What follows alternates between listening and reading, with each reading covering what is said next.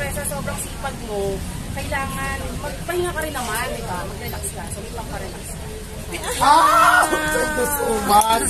Ito talaga yung pang-pina. Ay, naku. Ayan ha.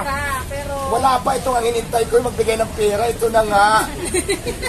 Diyos ko. Sobrang na-inspire kasi talaga. Maraming salamat talaga, madam. Ang dami mong product talaga na binigay. At saka siyempre yung cash na napag-importante. Ilang lalaki ko, Diyos ko.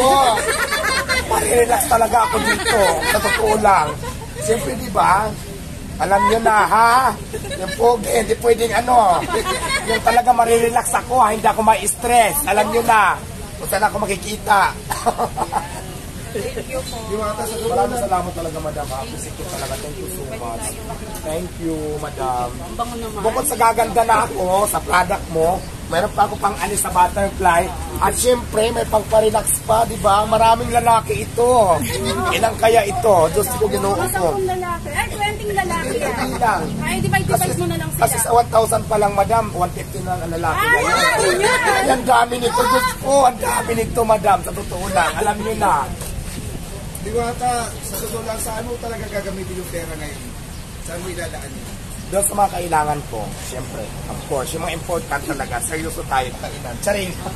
Siyempre, kasi na-inspire ako sa inyo. Kasi kung paano kayo umangat, ganun din yung story ko po kasi.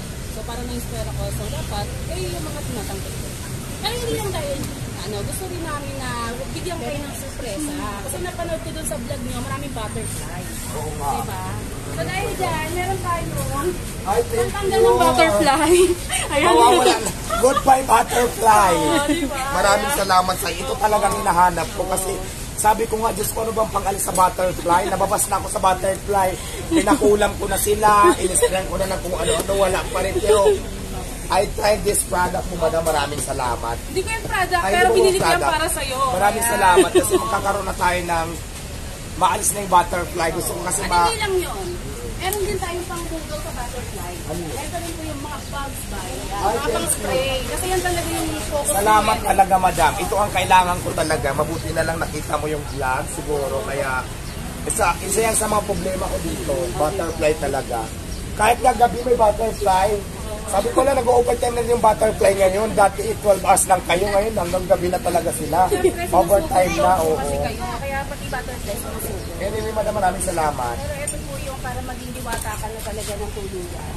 Gamitin mo po yung buhay. Maraming salamat. Ang dami-daming ano.